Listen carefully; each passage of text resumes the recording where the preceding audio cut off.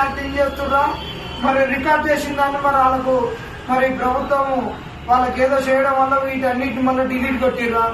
ఆలోచించాలి. ఈ మీడియా అనేటటువంటి ఫోర్త్ ఎస్టేట్. ఎవరు ఏం చేయకున్నా, ప్రభుత్వం ఎంత లంగ ప్రభుత్వమైనా, అధికారులు ఎంత దొంగలైనా, ఎవరు సమాజంలో ఎన్ని దోపిడీలు జరిగినా, సమాజం అంత కుళ్ళిపోయినా, ఈ వ్యవస్థ అనేటటువంటి గట్టిగా ఉంటే సమాజాన్ని బాగు చేయవచ్చు.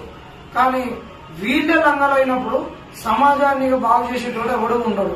ఇంట్లో తల్లిదండ్రులు ఆగమైతే కుటుంబం మొత్తం ఆగమవుతుంది. తల్లి చెడిపోతే పిల్ల చెడిపోతుంది అంటారు, తండ్రి చెడిపోతే పోరగాడు చెడిపోయింది అంటారు, ఇద్దరు చెడిపోతే కుటుంబం ఆగమైంది అంటారు.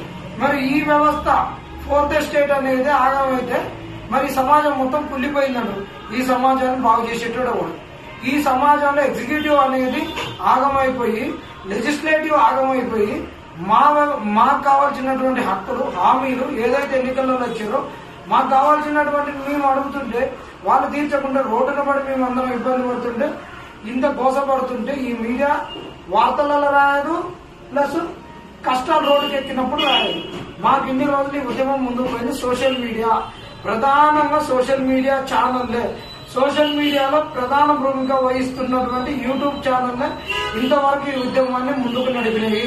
ఆ సోషల్ మీడియానే లేకుంటే అది మాకు ఇంత సమాజానికి తెలిసేది కాదు, మా ఉద్యమం ఆగిపోయేది. ఇదొకటి ఉందా అనేటటువంటి తెలిసేది. కొంతమంది అధికారుల కాడికి పోయినప్పుడు ఎటకారంగా అన్నారు, మీది నిజంగా సమస్య అయితే ఒక్క పేపర్లో రాదా అన్నారు, ఒక్క ఛానల్లో రాదా, ఒక్క ముక్క రాదా, ఒక్క అక్షరం రాదా అన్నారు. మరి వీళ్ళు రాయకపోవడం వల్లనే ఇంత అయింది. అందుకు మమ్మల్ని మా సమస్యను సజీవంగా ఉంచింది సోషల్ మీడియా. సోషల్ మీడియాకు ధన్యవాదాలు తెలియజేస్తున్నాం, వాళ్ళ కృతజ్ఞత తెలియజేస్తున్నాం. వాళ్ళ వల్లనే మేము ఈ సమస్య ఇంత వచ్చింది. ఇక మీరు కనుక ఇంకా భవిష్యత్తులో ఇటునే చేస్తే వీటిని బైకాట్ చేయాల్సి వస్తుంది, వీటిని బహిష్కరించాల్సి వస్తుంది. తెలంగాణ నుంచి పారదోలాల్సిన పరిస్థితి కూడా వస్తుందని ఈ పత్రికలకు ఈ ఛానళ్లకు కూడా హెచ్చరికలు జారీ చేయడం జరుగుతుంది. మీరు మంచి చేస్తే మిమ్మల్ని స్వాగతిస్తాం, మీ సబ్స్క్రిప్షన్ కూడా పెంచుతామని కూడా తెలియజేయడం జరుగుతుంది.